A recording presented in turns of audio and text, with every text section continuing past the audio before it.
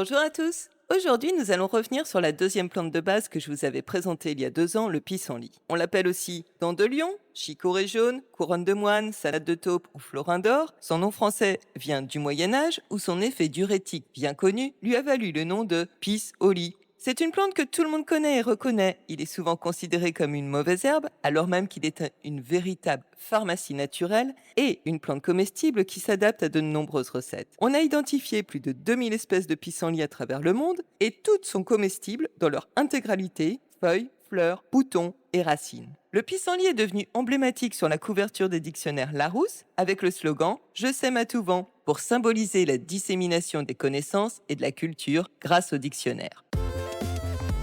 Le pissenlit commun, Taraxacum officinal, appartient à la famille des Astéracées. Il est originaire d'Eurasie, c'est une plante herbacée vivace qui pousse quasiment partout, on le trouve même souvent envahissant. Il apprécie particulièrement les sols riches en azote et bien exposés à la lumière. Le pissenlit ne possède pas de véritable tige aérienne feuillée. Les fleurs sont portées par des hampes florales creuses, cylindriques, lisses et sans feuilles. Ces hampes mesurent entre 10 et 40 cm de hauteur et contiennent un latex blanc lorsqu'on les casse. Ces feuilles forment une rosette plaquée au sol, elles sont allongées, profondément découpées et dentées de manière irrégulière, d'où son surnom populaire de dent de lion. Les feuilles sont vert clair à vert foncé et peuvent atteindre 5 à 30 cm de longueur. Ces fleurs sont des capitules jaune vif, composés de plusieurs centaines de petites fleurs ligulées qui produiront chacun une graine. Chaque hampe porte un capitule unique. La floraison s'étend du printemps à l'automne avec un pic entre mars et juin. Les capitules s'ouvrent généralement avec la lumière du jour et se ferment à la tombée de la nuit ou lorsque le temps devient pluvieux. C'est pourquoi on dit que le pissenlit sait prédire la météo. Ces fruits sont des akènes réunis en une boule duveteuse et munis d'une petite aigrette soyeuse qui leur permet d'être dispersés par le vent. Un seul capitule peut produire jusqu'à plusieurs centaines de graines qui peuvent parcourir plusieurs kilomètres grâce au vent.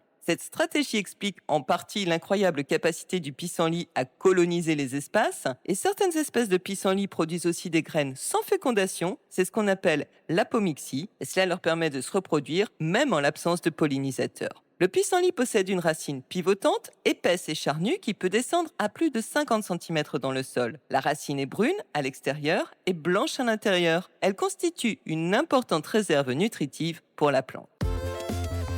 Dans l'Antiquité, les Grecs et les Romains utilisaient déjà le pissenlit à des fins médicinales. Dans la mythologie grecque, le pissenlit était l'une des plantes sacrées d'Hécate, déesse de la magie et de la sorcellerie, réputée pour sa connaissance des herbes, des plantes vénéneuses et de la communication avec les morts. C'est elle qui aurait nourri Thésée pendant 30 jours avec des salades de feuilles de pissenlit afin de lui donner la force de vaincre le Minotaure. Au Moyen-Âge, les herboristes européens le considéraient comme une plante majeure pour soutenir le foie et les reins. Il faisait aussi partie des premières plantes sauvages récoltées au printemps afin de compléter l'alimentation après l'hiver. Dans la médecine traditionnelle chinoise, le pissenlit est utilisé pour éliminer la chaleur interne et favoriser la détoxification de l'organisme.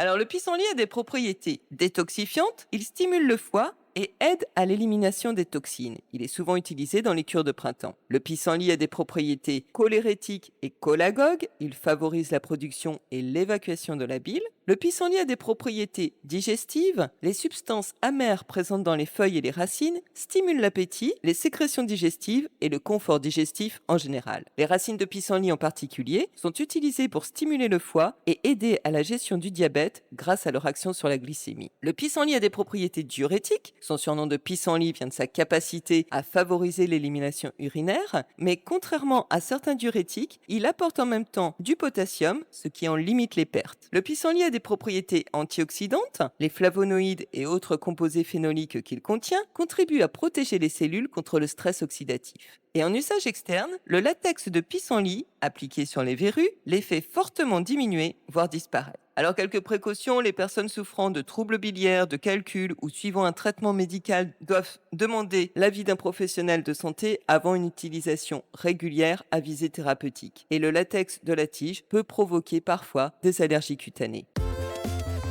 Avec le pissenlit, on peut composer un repas complet allant de l'entrée en salade, en plat, si on le fait en quiche, au dessert sucré avec un gâteau aux fleurs de pissenlit ou une glace. Et le tout, bien sûr, arrosé de vin de pissenlit, suivi d'une bonne tisane digestive. Vraiment, le pissenlit est un essentiel de la cuisine sauvage. De plus, il contient des vitamines A, C, K et plusieurs vitamines du groupe B, du potassium, du calcium, du magnésium et du fer, et en quantité moindre, du manganèse, du sodium, du silicium, du phosphore et du cuivre, et bien sûr des antioxydants. 100 g de pissenlit fournissent 115 mg de vitamine C, alors qu'une orange n'en contient que 66 mg, et les feuilles contiennent 3 fois plus de vitamine A que la laitue, avec environ 6500 UI pour 100 g.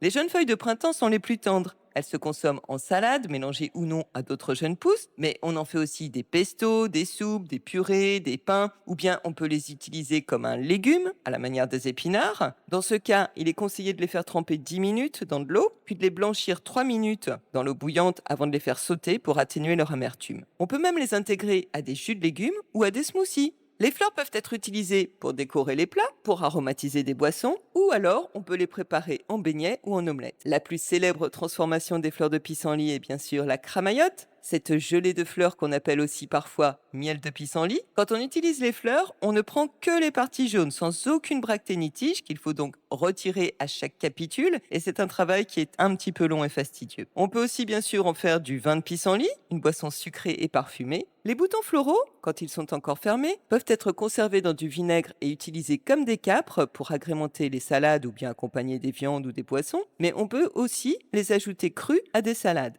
Les racines, elles, peuvent être consommées comme des légumes à la manière des salsifis. On les fait bouillir dans un petit peu d'eau jusqu'à ce qu'elles soient tendres, puis on les fait revenir dans du beurre avec un petit peu de miel et des herbes. Les racines de pissenlit permettent aussi de préparer un ersatz de café. On coupe alors les racines en petits morceaux, puis on les fait dessécher au four à 160 degrés environ pendant 3 ou 4 heures jusqu'à ce qu'elles soient bien brunes. Ensuite, on pourra les broyer avec un moulin à café ou un blender et on utilise une cuillère à soupe de cette poudre moulue par tasse, par-dessus laquelle on ajoute de l'eau bouillante. On laisse infuser 5 minutes, puis on filtre et on obtient un ersatz de café, certes assez amer, mais dépourvu de caféine et avec un petit goût de noisette. Et pour le rendre plus agréable, on peut rajouter un petit peu de crème et du sucre. Toute la plante peut être utilisée en tisane pour les parties aériennes ou en décoction pour les racines. La tisane de racines de pissenlit permettrait de lutter contre les hémorroïdes, l'embonpoint et la cellulite grâce à ses propriétés laxatives et dépuratives. Enfin, on peut aussi trouver du véritable miel de pissenlit car la plante est très appréciée des abeilles. C'est un miel qui est visqueux et épais et qui cristallise facilement. Sa couleur est entre le jaune clair et l'orange avec une nuance un petit peu grisâtre et il dégage une odeur intense et un goût prononcé, persistant et même légèrement amer. On récolte les jeunes feuilles de pissenlit au début du printemps, de préférence avant la floraison pour qu'elles soient moins amères. On peut les consommer fraîches ou bien les faire sécher pour une utilisation ultérieure, en tisane par exemple. Les feuilles fraîches peuvent être conservées au réfrigérateur pendant quelques jours. Les boutons floraux, ils sont récoltés lorsqu'ils sont encore fermés. Les fleurs, elles, se cueillent par temps sec au printemps lorsqu'elles viennent juste de s'ouvrir, et les racines se déterrent à l'automne car c'est à ce moment qu'elles sont le plus riches en nutriments. Le mieux c'est d'utiliser une bêche pour les extraire sans les casser, ou bien une gouge à asperges, mais si vous n'en avez pas sous la main, vous pouvez aussi creuser autour du pied avec la lame d'un couteau pour extraire le maximum de racines. Il faudra ensuite bien les nettoyer, les couper en petits morceaux puis les mettre à sécher. Le séchage est un petit peu long, et par temps humide, on peut aussi les mettre à dessécher au four à température très très douce.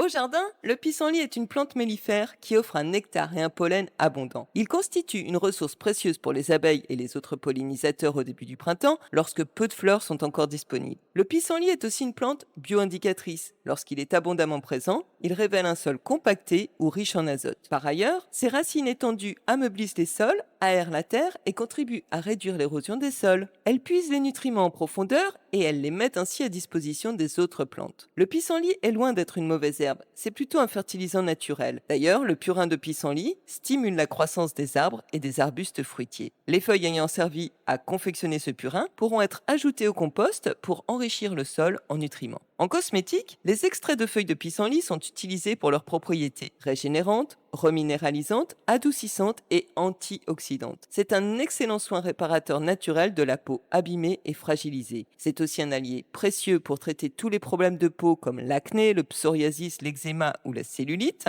Et les extraits de racines de pissenlit, quant à eux, ont des propriétés antioxydantes et hydratantes qui sont très appréciées par les peaux matures. Le latex blanc contenu dans les hampes et les racines a été étudié comme source potentielle de caoutchouc naturel. Durant la Seconde Guerre mondiale, il a été utilisé en Union soviétique pour fabriquer des pneus d'avion. Le pissenlit est aussi une plante tinctoriale, c'est-à-dire qu'on peut en faire des teintures naturelles. Ses racines et ses fleurs servaient de colorant pour les textiles et les enluminures notamment. Les fleurs donnent de belles teintes jaunes et cette teinture est appréciée pour sa durabilité. En magie, le pissenlit est une plante de pouvoir. Il est utilisé en infusion pour accroître l'intuition et favoriser les rêves prophétiques. La racine et les feuilles sont associées à la purification, au nettoyage et à la santé physique et spirituelle. En fumigation, il augmenterait les pouvoirs psychiques et il est utilisé pour communiquer avec les esprits et pour honorer les ancêtres. En spiritualité, les graines de pissenlit qui se laissent porter par le vent sont un symbole d'espoir, une invitation au lâcher-prise et à faire confiance au destin. Elles sont souvent associées à la réalisation de souhaits. Souffler sur une boule de graines de pissenlit et formuler un vœu est une pratique ancienne. Les graines de pissenlit porteront cette intention dans le monde. Enfin, dans le langage des fleurs, le pissenlit symbolise la guérison émotionnelle, la résilience et la capacité d'adaptation. Il symbolise un nouveau départ ainsi que la joie, l'optimisme et la fidélité. Offrir du pissenlit, c'est transmettre un message d'encouragement. Il convient bien aux cérémonies de remise de diplôme, aux invitations et aux cartes de remerciement. Bref, derrière son apparence banale, le pissenlit est une plante extraordinaire. Facile à reconnaître, présente presque partout, il offre des qualités nutritionnelles, médicinales et culinaires remarquables. Longtemps utilisé par les générations passées, il revient en force chez les cuisiniers et les amateurs de plantes sauvages qui redécouvrent les trésors qu'il recèle. Et les jardiniers en herbe commencent à le réimplanter au jardin au vu de ses bienfaits avérés pour les sols et pour la biodiversité. Le pissenlit figure parmi les plantes les plus adaptables et les plus résilientes. Il symbolise l'espoir et la confiance. Ses graines semées au vent portent en elles tous les vœux de ceux qui voudront bien s'en remettre à leur destin. Le pissenlit est une petite plante à merveille qui aime butiner les abeilles. Prenons modèle et comme elle, butinons-le des racines aux fleurs pour garder santé et bonne humeur. Et si vous avez apprécié et aimé cette vidéo, pensez à liker et à partager le lien pour faire connaître cette chaîne et bien sûr à vous abonner. Vous pouvez retrouver les recettes et cette fiche plante sur le site de lapetitemusiquedansلاforêt.com, dont le lien figure dans la barre de description. Tous les commentaires sont les bienvenus, qu'il s'agisse d'apporter des précisions, de formuler des appréciations ou de poser des questions. Et moi je vous dis à mardi prochain.